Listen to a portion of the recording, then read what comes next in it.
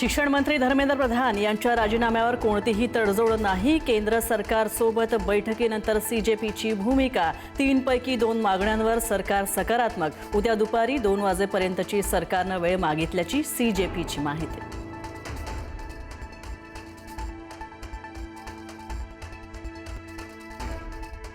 नीट पेपरफुटी दुरुस्ती विधेयकाला कॅबिनेट बैठकीमध्ये मिळाली मंजुरी। दोषींना 10 कोटींचा दंड, 10 वर्षांच्या शिक्षेची ही तरतूद। येत्या सोमवारी विधेयक संसदेमध्ये मांडणार।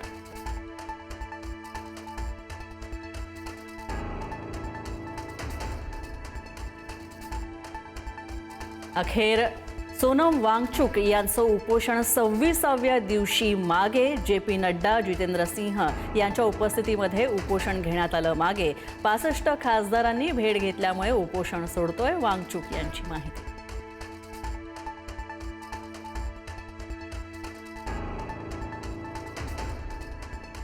शनिवारी रविवारी जंतर मंतरवर गर्दी होऊ शकते। त्या पार्श्वभूमीवर आजच अटकेची दिपके यांच्याकडून वर्तवण्यात आली शक्यता। आज अटक झाली तर प्रधानांच्या राजीनाम्यापर्यंत आंदोलन सुरूच ठेवा, अभिजित दिपकेंचं आंदोलकांना आवाहन।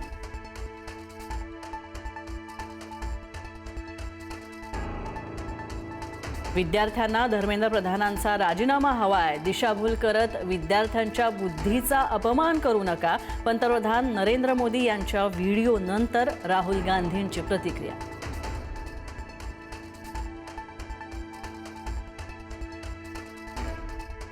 सलग 5व्या दिवशी विरोधकांचा लोकसभेमध्ये गोंधळ। धर्मेंद्र प्रधान यांच्या राजीनाम्यासाठी घोषणाबाजी। विरोधकांच्या गदारोळामुळे लोकसभेचं कामकाज सोमवारपर्यंत तहकूब।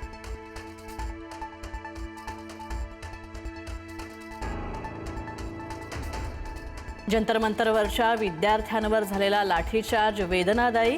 भाजपचे ज्येष्ठ नेते मुरली मनोहर जोशी यांनी व्यक्त केली तीव्र नाराजी। विद्यार्थ्यांच्या मागण्यांकडे सहानुभूतीने पहा, संवादातून तोडगा काढा, जोशींचं सरकारला आवाहन।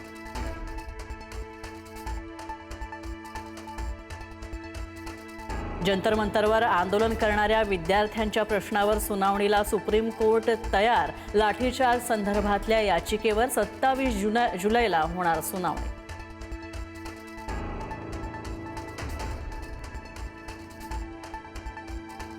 मुंबईमध्ये शिवाजी पार्कवरच्या तिरंगा रॅलीला तरुणाईचा तुफान प्रतिसाद। उद्धव ठाकरेंसोबतच आदित्य ठाकरे, अमित ठाकरे सुद्धा झाले सहभागी। धर्मेंद्र प्रधानांचा राजीनामा घेऊनच या, आपल्याला सिस्टीम बदलायची आहे। अभिजित दिपकेंसोबत झालेल्या फोनवरच्या संभाषणामध्ये आदित्य ठाकरेंचा एल्गार।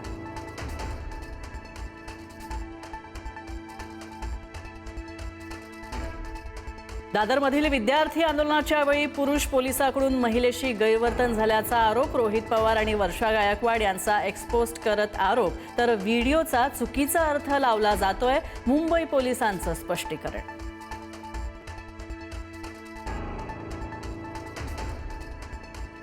आषाढी एकादशीच्या महापूजेसाठी मुख्यमंत्री देवेंद्र फडणवीस सपत्नीक पंढरपुरात दाखल। टाळ मृदुंग वाजवत फुगडी खेळण्याचा मुख्यमंत्र्यांनी लुटला आनंद।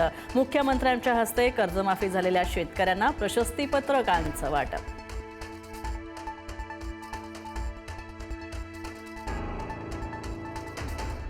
पालघरमध्ये मुसळधार पावसाचा किनारपट्टीच्या भागाला तडाखा।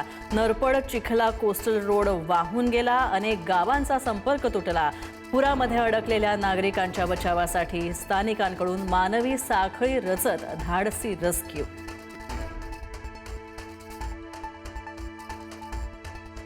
हिमाचल प्रदेशमध्ये धावत्या टाटा सुमोवर दरड कोसळली। भीषण दुर्घटना। दुर्घटनेमध्ये 13 जणांचा जागीच मृत्यू। मृतांमध्ये 6 महिन्यांच्या लहान मुलीचा समावेश। 2 गंभीर जखमी।